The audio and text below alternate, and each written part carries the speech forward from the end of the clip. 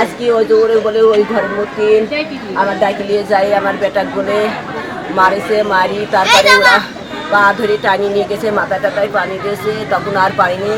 তখন ডাকতে আসছিল বলে ওরে আল্লাহ রে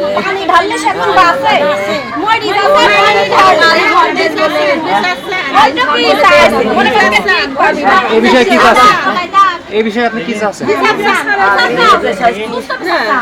আমার ছেলে সন্তান আমার নাবার লোক চাল পাল শুয়ে আমার কিছু নাই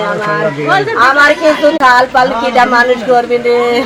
আপনার স্বামীর আপনার নাম কি আমার নাম রশিদা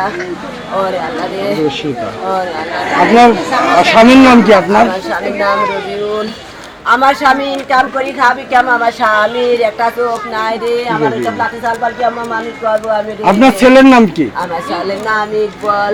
কখন এই ঘটনা ঘটেছে এই ঘটনা ঘটেছে জোহরের পরে আনুমানিক কয়টার দিকে এইখান থেকে লাশ উদ্ধার হয়েছে না লাশ কি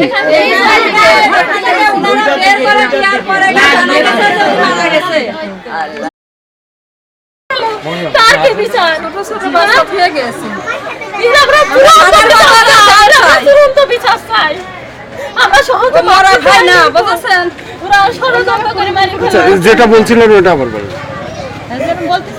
বলেন আমরা বিচার চাই আমরা সুষ্ঠু বিচার চাই আরো দুটো সন্তান ঠিক গেল তারও একটা ই করতে হবে এই ধরনের ঘটনা বা ওই বাড়িতে এর আগে মানে ঘটছে কিনা আরো তো এরকম ঘটনা এই প্রথম হয়েছে আর কোনো ঘটনা হয়নি যে ছেলেটা মারা গেছে আচ্ছা আমরা কিছু না আসলে কি ঘটেছে আপনারাই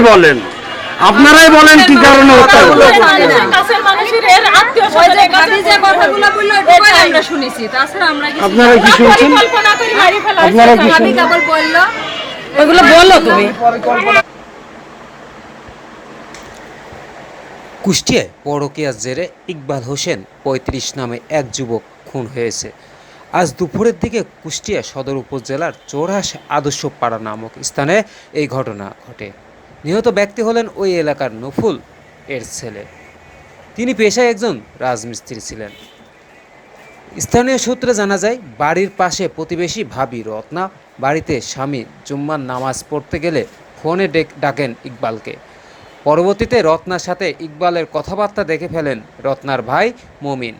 এরই এক পর্যায়ে রত্নার ভাইসহ ৩ জন ইকবালকে জোর করে খাটে ফেলে দিয়ে রশি দিয়ে গলায় ফাঁস দিয়ে শ্বাসরোধ করে ইকবালকে হত্যা করে। এ বিষয়ে কুষ্টিয়া মডেল থানার অফিসার ইনচার্জ শেখ সোহেল রানা বিষয়টি নিশ্চিত করেছেন।